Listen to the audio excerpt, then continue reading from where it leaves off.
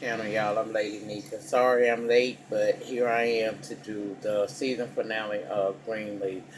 I tried my best twice today to get this video recorded out, but you always got this one.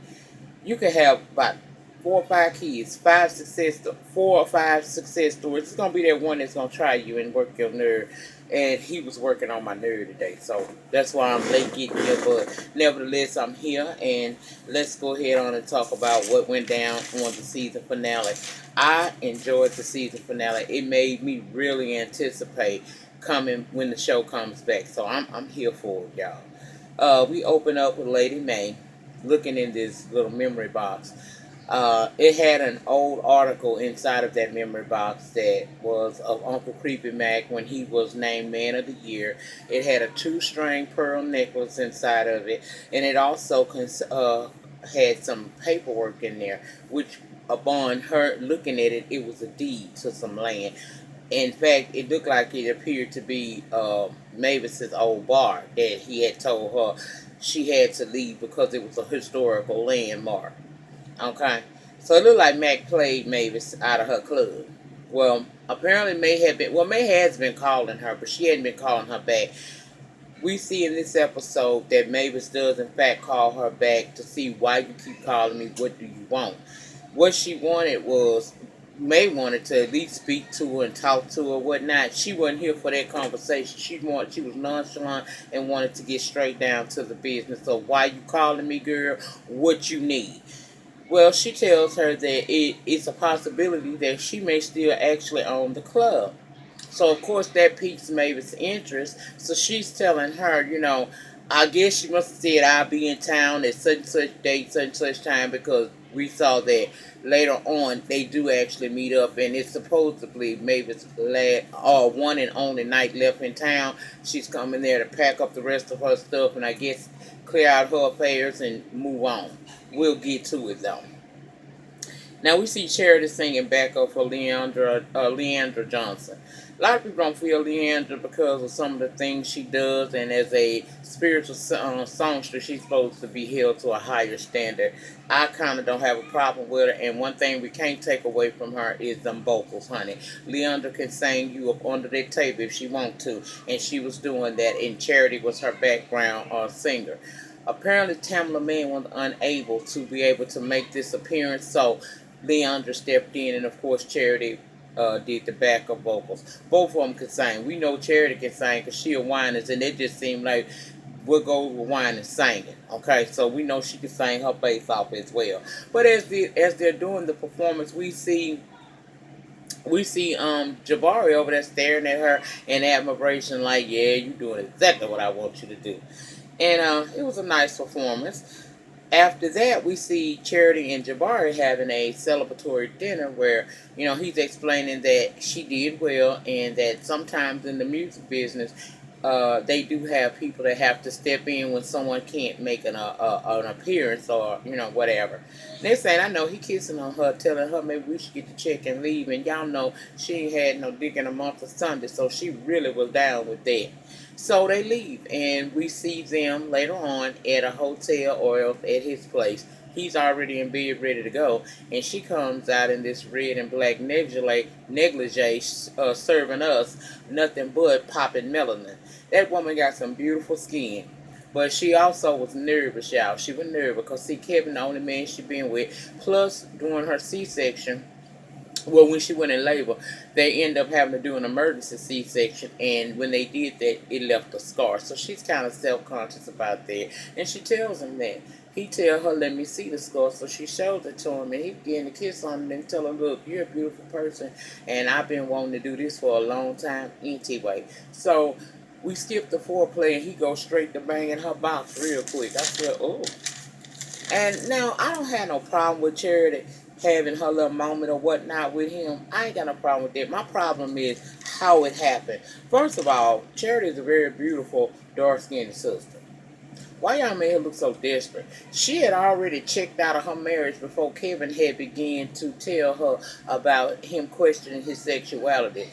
I didn't like the fact that right soon as Kevin is gone, here she gone. And with this guy that I don't know exactly what it is that he wants from her. That causes me alarm, honey. I'm not quite certain. I just didn't like that. She was easy to get in that bed with him. And like I said, she was thirst boxing behind this man before her husband ever told her about his issues with his sexuality. She was already ignoring him just to be spending time with Jabari. And I ain't certain that Jabari is, she ain't left one situation for the same situation, because he look like he will get with a female, but let's just be honest, Jabari also give me trade tease. I'm just saying. But anyway, I just didn't like the fact they made her look so desperate this season. Like she was just practically pushing herself upon this man. She willing to sacrifice, run and jump when he want her to run and jump. But she gets the affection at when he feels like he wants to give the affection to her. Because if he really liked her, it should have been on and popping long before now. But hey, who am I? That's just how I took it. Y'all let me know what you think. Now Bishop in the walk-in closet of his room telling Marisol to take all of his clothing and down to where Jacob and Carissa once had. You know, that suite, that side of the plantation. And she's doing it, and as she's walking down that hallway, you have Marisol runs into Gigi, and she like, "What are you doing?" She said, "Bishop told me to move all of his clothing to Jacob's old suite." So she now really wondering what the hell is going on with my parents, okay? Now let's go over to the boutique, because it's time to get the final fittings for the dress to make sure everything is ready. And we got Zora in there with the seamstress. She puts her dress on, and by the cut of the dress, you can clearly see that she has a whole lot of bruising on her. And the lady asked her, how did that happen? Zora never answered her. All the seamstress did at that point was just give her a shawl to wrap around her gown so that she would be able to conceal the bruising. I felt some kind of way about that, y'all. The reason why is because, A, this is a child. She's about 16, 17 years old. These are not normal bruises, and they are excessive. Why was it not that the seamstress, if she couldn't get an answer out of Zora, why didn't she go to Zora's parents, or at least her mother, and inquire about why this child got so many bruises on her body? Now, if she'd have been grown, like I said, I'd have stayed out of there. But I felt like as an adult, and this being a child, you should have asked more, questions about what was going on. Even if they wind up telling you an answer that you can, that would be feasible for you, you still are I feel like as adults, we responsible for kids, even if they ain't our kids. Now, we ain't responsible to feed them, clothe them, and all that every day if we can't. But what we are responsible for is, if you see a child that could possibly be going through some type of change or being abused in some kind of way, questions need to be asked, and nobody asks those questions, including the seamstress. And I felt some kind of way about it, but okay. Like I said, if she was a child, I wouldn't have had no problem with it, but I had a problem with the way that went down. Now, you got Kevin to return on us, okay? Lady May and they're getting ready to go to the cotillion, and Marisol come tell her that Kevin is in the nursery looking for Charity and baby Nathan. She comes in there and she's like, "Oh, you back?"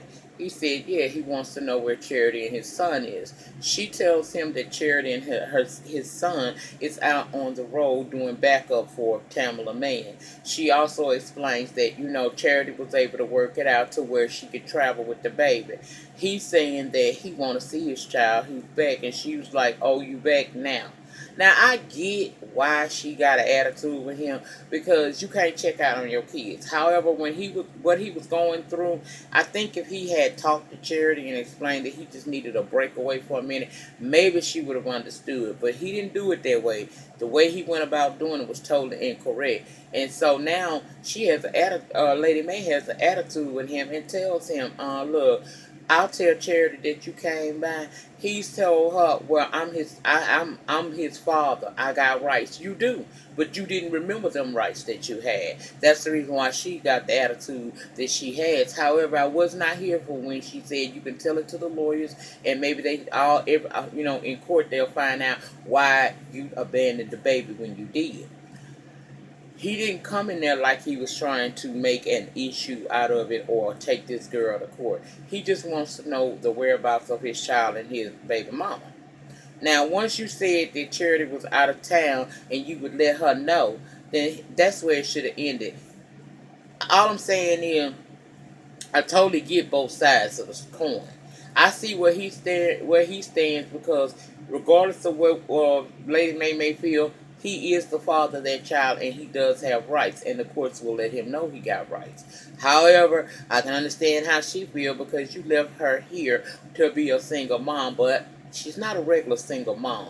She's not a single mom of today who has no help and no financial means to take care of her child. She lives in ex, this very expensive mansion with umpteen servants at her hand, and money is not an issue for Charity. So she's not quite in the same realm as a single mom, but Kevin still was wrong for leaving.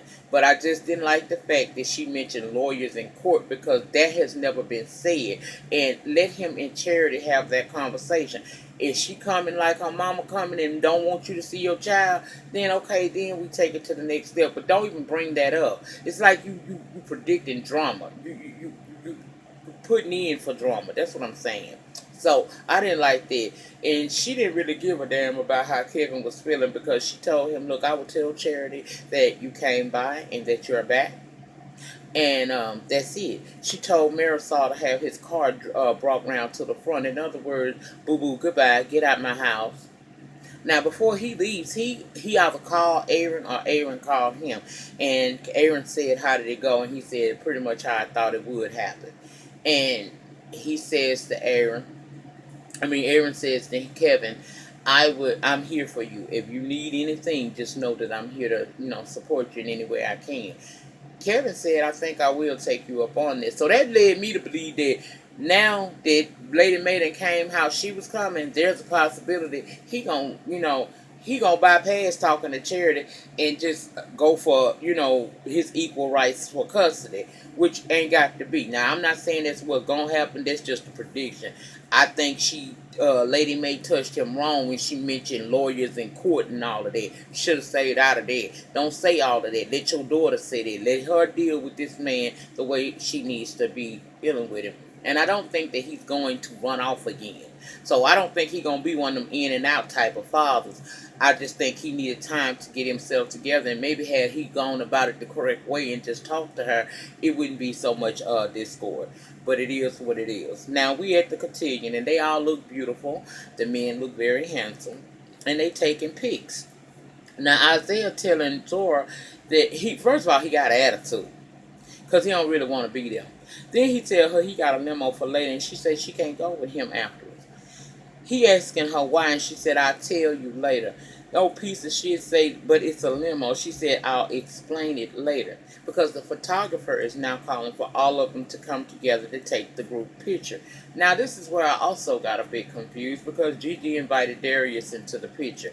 Now, I realize they dating or whatnot, but they not engaged, they not permanent, and they not married. What if this don't work out or he turns out to be what I think he is, which is going to be some type of problem for her in the third season of this show? I see him being a problem. I don't trust him yet. So what if it turns out that he's not on the up and up like he say? You done took a picture that really will become a memorabilia for you and your family, and he in it. I guess you can crop him out, but I just thought that was not necessary. Then the photographer asked for the grandparents to come up and take a photograph. You can see clearly by the body language that Lady May ain't feeling Bishop and Bishop ain't feeling Lady May. She's smiling, but she like, oh, so you gonna try to embarrass me by moving out. I got from him, I do what I want, I'm grown. Now, nobody's noticing but Gigi because she know he done moved out the bedroom. Something missed here. Something ain't right here. So she tells Jacob, because his back was turned to them while they were taking the picture, you notice what's been going on with them? He's totally unaware of what's going on. And when she says that he moved out of the bedroom, that's when Jacob realized it must be a problem because they've had problems in the past, but never to the point where he leaves the bedroom. So they say they're going to be cool with it for the night, but they will, work on it the next day to see what's going on with their parents. And I said, that's a good thing. That's a good thing. Go on and do that. So next we get the introduction of the socialites or whatever they is and their parents, okay? They introduce them one by one. They tell them their name, their school, their GPAs, and the social events that they're involved with. Now, Sophia is on the arms of Bishop because her father was unable to come. It was real cute, and there was some smart girls. Zora with a 4.5. Zora with a 4.2 and Sophia with a 4.5. Child, I feel intimidated, but it was all good though. They looked real good. So afterwards, they're doing the father-daughter dance, and it was real cute. The parents are looking on. The other parents are looking on as the girls are doing that. Now, Tasha Skanks is one of the ones looking on, and they dancing, and Lady May come up behind her, and Tasha apologized for the mix-up with the girls and the applications to be in the cotillion, and how she responded to it, okay? Now, Lady May was shady. She was being what I like to call nasty nice. She got a child. I love that book of nasty nice. That's me all the way. She told her I didn't see a problem. In other words, what she was saying in that moment, for those of y'all that may not have gotten it, is don't try me again, little girl.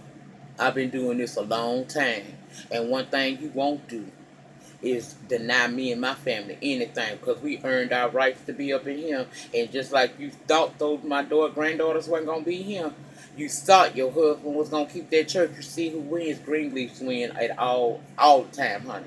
Watch what you do. You don't. I would be. You would rather have me as your friend than your enemy. And she walked out. Now the whole time that Tasha and Lady May are talking, we had Rochelle standing behind them. So I thought after that happened with Lady May and Tasha, uh, Rochelle was gonna come up and say something to her, right? Well, no, she don't. She walks up to her, but they give each other this look, and she goes on. They go on their separate ways. I said, mm, mm. Now, next thing I want to bring attention to was that they're dancing now. The girls are dancing with their dates of the night. And Jacob is looking on at Zora, and he's proud, and she looks beautiful. But he's seeing more than what I was seeing. What about you? He tells Carissa she looks so happy, and it's just such a special night. How about we suspend her punishment for tonight, and maybe just add on another week to her punishment after tonight? But she's happy, and I want to give her an opportunity to have herself a good time. That's when Carissa has to say to him, "Look, Jacob, they having sex. I found condoms." And all that twinkle that was in his eye, seeing his daughter happy like that, went to this boy doing what with my daughter? Because no father is okay finding out, especially his young teenage daughter is getting her box banged out by the church player. Okay, so he's sitting there, he looking at her. Now he watching them more intently, and you can tell he bothered by what he just learned. Okay, now we see Lady May standing over in the corner across the room. She drinking her a bottle of champagne, a glass of champagne. Up comes Miss Rochelle. She decides in this moment her next move gonna be her best move. She's trying to get Bishop to get out on the dance floor, and he's denying her that no. So she sits down and decides, I'm just going to lay it out on the line. Look, Bishop, I want you to know that although I enjoy your church and everything, but I really was hoping I could get to know you more personally. He said, well, you can get to know me anytime, honey. All you got to do is make an appointment with my secretary. She said, no, I think you know what I mean. I think you understand exactly what I'm saying about getting to know you a little bit personally, and I think you wanted to get to know me more personally as well. He did not confirm nor deny that, but he let her know it ain't gonna happen. That ain't right. He ain't finna be tempted like that. He has been tempted, but he ain't finna fool with her like that. So basically, he shut her down, and we see her walk over, and she starts talking to Tasha, and this is what she says. I don't know what that brother of mine thought. I told him this old man wasn't going to break that easily. Tasha said, basically, I always know what he's talking about. Just keep doing what you're doing. He'll break. He'll give you what you want. Remember, we're going to bring these green leaves down. And I said, I knew it. Because remember, Uncle Mac and Bishop said Jeremiah, the man that died in the church fire, and they didn't know he was going to be in there. He only had a daughter. They never heard of Basie before. Well, she's their daughter, and I said that at the beginning of the season that I felt like, well, when she came in, I said that's Basie's Skank's sister. So now we know it's Basie, it's Tasha, and it's Rochelle all in this mix trying to bring the Greenleafs down. All right. Now on the dance floor, you got Isaiah retarded ass getting mad at Zora because she can't go with him afterwards. She tell him, look, my parents found them condoms. They know we having sex. So now he wants to get a little loud. Like, why you didn't hide it? I did hide it. She went searching and she found it. He getting mad at her because she can't do what he want her to do, and she asking him to calm down and stop embarrassing her. Instead of him doing that, he continues to talk a little bit louder, but it didn't disturb everybody. But who it did disturb was Sophia, because now she is keyed in on this conversation.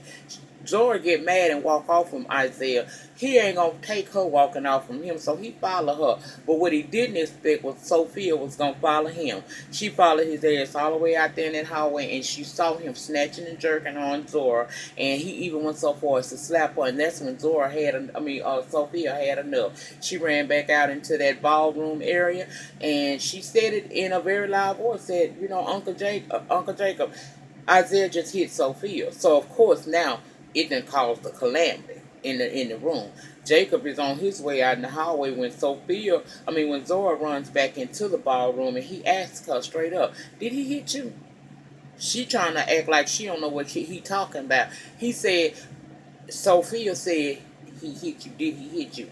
Instead of her answering her daddy question, she mad at Sophia for telling. So Jacob ain't got time. Isaiah had walked back in as well. "Did you hit my daughter?" Child, soon as he said, "I don't know what you're talking about, bro," he caught that whole fist to his face and hit that ground. Now Zora is upset, and she done ran out into the bathroom, and she done locked the door on herself. Meanwhile, he done ran about the building because he mad. Lady May is so worried about image, she ain't really taking in the fact that your granddaughter was being physically abused by this boy.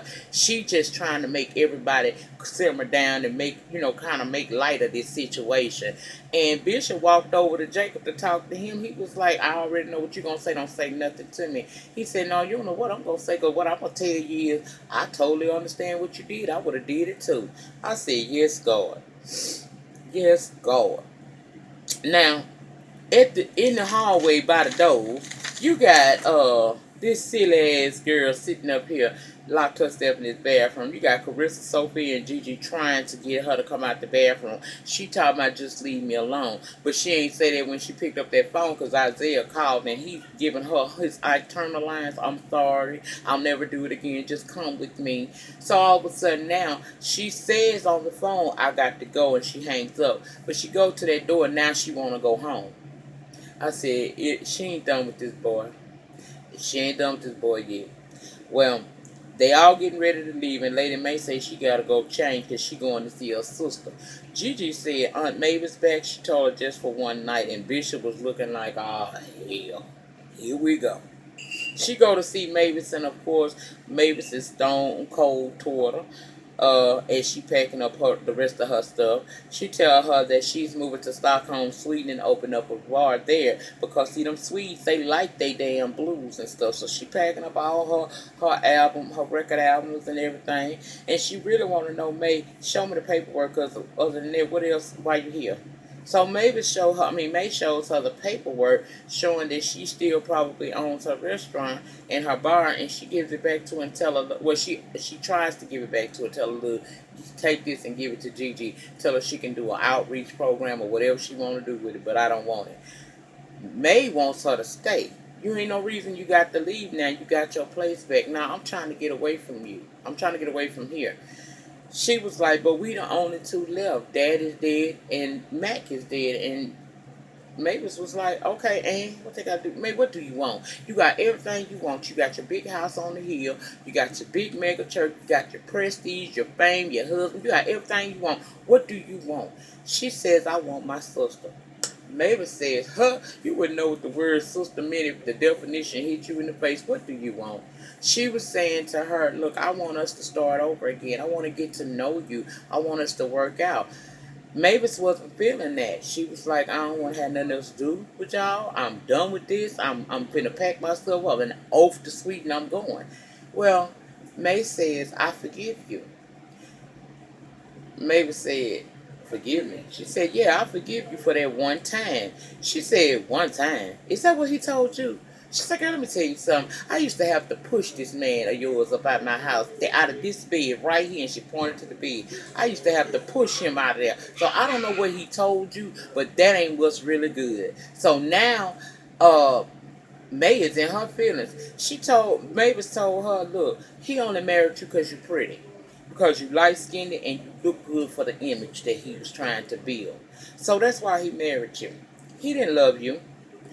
Well, you know, May ain't finna let you just cut her down without her cutting your ass back. She told her, he made me the wife, so what does that make you? The hoe, girl. The hoe is what she was basically telling her. Use the hoe. You good enough to be the hoe, not the housewife. Anyway, she leaves. She's pissed off. Okay? She pissed off. Now it's the next morning, and we see that Carissa and Jacob have waken up, and they're talking about how they're gonna approach the situation with Zora. Carissa said from the time she was a child till now, I've always tried to instill in her her worth and how beautiful she is. Something along the way must have been missing in her for her to even have accepted a treatment like that from somebody. Jacob says, "Look, we got 1 year left. We can feel so much love into her that it'll change the course of everything that has been going on." So he gets up to go talk to her. He knocking at her bedroom door. I said, "Oh, knocking? Child, couldn't be me, because when my kids were growing up, wasn't no fucking privacy. Mm-mm. You don't get no privacy till you get a lease, and it's gonna be a lease on a mortgage somewhere else, not at my house." But he knocking on the door, she ain't answering. So eventually he opens the door, and you can see clothes that been pulled out, like she packed fast and she left that cell phone. So he calls Carissa into the room, and they realize this girl done probably ran out. She gets on the phone and calls Isaiah's parents. They ain't seen him either. So she done called Gigi and told Gigi they done ran out. I don't know where they is. She left her phone. She left her phone so she couldn't be tracked. So she done ran out with this boy. Now Bishop is coming downstairs this morning. Gigi's about to approach him and start talking to him when Lady May come in, slam the door, and tell him, "I want you out this house." He was just looking at her like, "What?" She said, "You told me it was just one time. You can't be here anymore. I want you out this house." Baby, he didn't understood her mother. He said, "Okay, so be it," and walked out the door. She goes over to Marisol, "I want breakfast," and she walking out. Gigi like, "What the hell is happening here?" So we see Bishop go outside, and he stands in the courtyard for a minute, but then he leaves. And the next time we see Bishop, he's standing outside the Biltmore Hotel, and we wondering, what the hell is you doing, Bishop? Out comes Rochelle telling him, "You can come on in, Bishop." And he goes inside the hotel with her. I said, Lord. Mm, mm, mm. This was a good episode, a good season. Now, I got some questions. Y'all tell me, do you think Bishop already know more than we giving him credit for knowing? Because he knew Jeremiah had a daughter child. He didn't know about Basic. You think he did some research and possibly found out that who Rochelle really is and he playing the role? Do you think that Isaiah took Zora? Where you think that Isaiah took Zora? Because clearly they left together. Do you trust Jabari and Darius? Is the questions I would like to know. What do you think Charity reaction will be once she finds out that Kevin has returned and want to be, back in his son's life? How y'all think she gonna act about that? And do you think Mavis will actually leave now, or will she stay? And overall, give me your opinions on what you felt about Greenleaf Season 2. I would definitely like to know. Now, next week, Queen Sugar returns. It's a two-part mid-season premiere. I will be watching and I will be reviewing. I won't be reviewing How to Get Away with Murder this season. I don't want to overload myself, and in less than a month or a month or so, Real Housewives of Atlanta will be back, Married to Medicine, and Just Kicking It, the reality show that talks about the group escape. I'll be reviewing all of that. I still got Love and Hip Hop every week until this ends, and I'm doing If Loving You Is Wrong and Queen Sugar. So those will be the shows that I'll have alone for right now. It's going to be Love and Hip Hop, it's going to be If Loving You Is Wrong, and it's Queen Sugar. Those are the shows that are on right now that I have. Miami, I very well may review Miami. I need to look at it first to see. But I don't want to overload myself. So those are the reviews that you heard me saying that I would do them. I will be doing them. I will be on Love and Hip Hop, possibly Miami. I will be doing Married to Medicine, Real Housewives of Atlanta, Just Kicking It, and Queen Sugar. Those are gonna be my lineups, along with Fuck Shit Friday or Shit Talking Saturday. I don't want to overload myself. We're coming into the latter part of the season where my schedule gets a little bit more hectic, and I don't want to disappoint you, and I don't want to overload myself. So that's gonna be it on what I'll review. If something happens in the world of entertainment, sports, or politics that we need to talk about, of course I'm gonna jump in and have a conversation with you. And sometimes I'll sprinkle story time or something in there with y'all, but I'm not gonna overload myself. So y'all answer them few little questions that I just posed to y'all, and I'll be back tomorrow with Shit Talking Saturday. Y'all remember, the depth of your struggle will determine the height of your success. In the meantime, in between time, please remember to rate, comment, subscribe, and share this video wherever it is that you share videos. I apologize again that it's late, but y'all have a great remainder to your Friday. I'll see y'all tomorrow. Peace.